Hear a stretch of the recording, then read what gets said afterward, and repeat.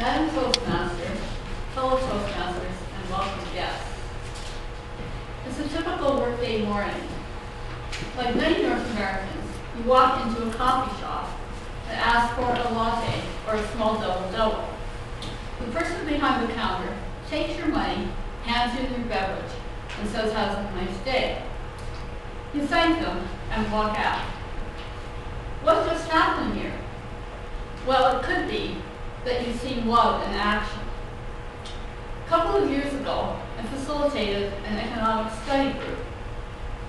We were looking at the idea that the psychic space between people is naturally filled with love. That love was always there, but we habitually throw other stuff on top of it, a kind of mental emotional clutter, until the love goes unnoticed. The love can take many forms, from the deep intimacy of the marital or parent-child bonds, through friendship, neighborliness, and simple acceptance of a stranger. And the clutter? Well, expectations are a huge source of interpersonal clutter, as are fear, mistrust, anger, or just not attending to the other person because of our own preoccupations. But what does this have to do with economics? The dismal science of getting as much as possible for me. Once I read an article by a woman who had been treated rudely in the course of some sort of diagnostic test. She went on to explain how the clutter from this one interaction had contaminated her interpersonal relations for the rest of the day.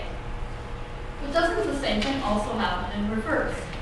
Haven't we all experienced an uncluttered transaction and felt a jolt of happiness as a result? Perhaps we asked for something and someone went and got it for us with enthusiasm and handed it to us with a smile. Or maybe we did the same for somebody else. There was probably some humor involved. It all felt natural. We wouldn't have thought of it as love, but there it was, and it made our day. At its best, our economic life not only supplies us with the goods and services we need, but it can also provide the opportunity for us to interact with people outside of our close circle in ways that are affirming and mutually satisfying. And on a larger level, international trade can bring together nations with varying value systems and cultural practices. Now, as a source of economic expression, our economic system, expression of love, our economic system does leave a lot to be desired. Economic philosophers have been working on this for quite a while, and they still haven't got it quite right. But we ourselves, as individuals, do bear some responsibility for the balance between love and clutter in our economic relationships. Entering the coffee shop and maybe carrying all kinds of clutter, I could be late. I could feel guilty about having slept in and worried about what's going on at work. The commitment to a clutter-free economic life leaves me with two choices. I can take ownership of my lateness and decision to go for coffee, relax and enjoy my interaction with the barista. Or I can forego the coffee and arrive at work on time.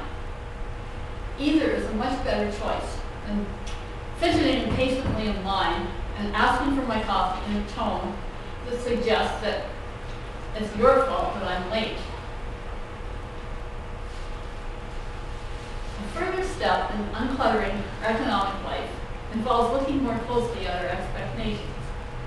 An old fable makes this point. A scorpion asked a frog for a ride across the river and offered to pay him. The frog was concerned about getting bitten. The scorpion said, "Well, look, I can't swim. If I bite you, we both die."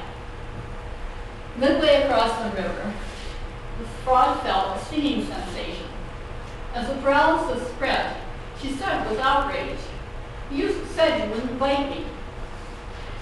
The scorpion said, "We should never have accepted such a promise from a scorpion. We bite. That's what we do." I couldn't help it. sometimes let wishful thinking override our intuition.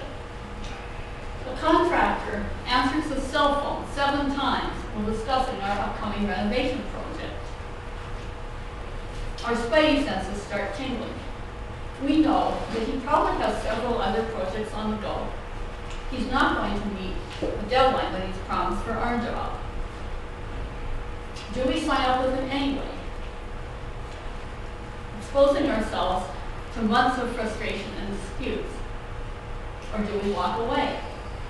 Or do we think of a way of containing and working with his clutter?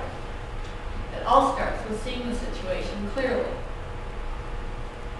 Thinking of economics and love together is a new way of looking at things and may seem like a stretch at first. But, fellow Toastmasters, well-made philosophers and politicians work on the large picture. At least entertaining and playing with this idea may help us to get through our day with less stress and maybe a bit more fun.